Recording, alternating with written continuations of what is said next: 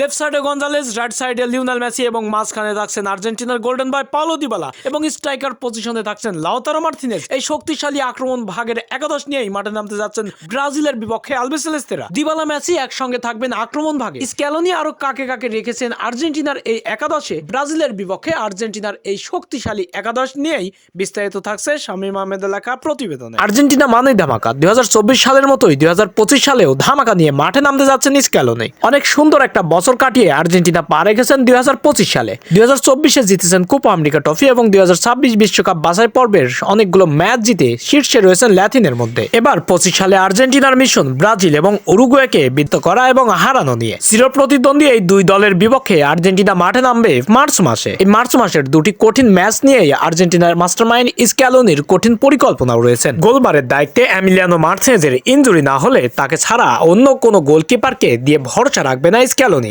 বরাবরের মতোই আর্জেন্টিনার গোলবারের দায়িত্ব সামলাবেন এমিলিয়ানো মার্টিনেজ। ডিফেন্স লাইনে থাকবেন প্রতিপক্ষের দুর্দান্ত ভয়ানক আক্রমণগুলো আটকানোর জন্য 4টি ডিফেন্ডার থাকবেন। Cristian Romero, Nicolas Otamendi. Left centre back হিসাবে থাকবেন আকুনিয়া ও রাইট সেন্টার ব্যাক হিসাবে থাকবেন মলিনাস। মধ্যমাঠে নতুন কোনো মুখ দেখতে পাবেন না, পুরাতনদের উপরেই আস্থা রাখবেন স্ক্যালোনি। আগের মতোই থাকবেন রদ্রিগো ডি পল, এনজো ফার্নান্দেজ ও অ্যালেক্সিস ম্যাকঅ্যালেস্টাররা। এবার আক্রমণ ভাগে থাকছে নতুন চমক। লেফট উইঙ্গার হিসাবে থাকবেন নিকোলাস গঞ্জালেস, রাইট উইঙ্গার হিসাবে থাকবেন ফুটবলের মহারাজা লিওনেল মেসি এবং একেবারে মাঝখানে থাকবেন আর্জেন্টিনার ছোটকট পাওলো দিবালা এবং স্ট্রাইকার পজিশনে রয়েছেন ইন্টার মিলানের সর্বোচ্চ সিরিয়া লিগের গোলদাতা লাউতারো মার্টিনেজ। আর্জেন্টিনা 2024 সাল কোপা আমেরিকা জিতেছে তার একটি মাত্র গোলে এবং সেই টুর্নামেন্টের সেরা গোলদাতার খিতাবও পেয়েছেন লাউতারো মার্টিনেজ। এই সব কিছু মিলিয়ে শেষ পর্যন্ত আর্জেন্টিনা শক্তিশালী একাদশ ও শক্তিশালী আক্রমণ ভাগ নিয়েই ব্রাজিল ও উরুগুয়ের বিপক্ষে মাঠে নামতে যাচ্ছে মার্চ মাসে, অর্থাৎ আর কয়েকদিন পরেই।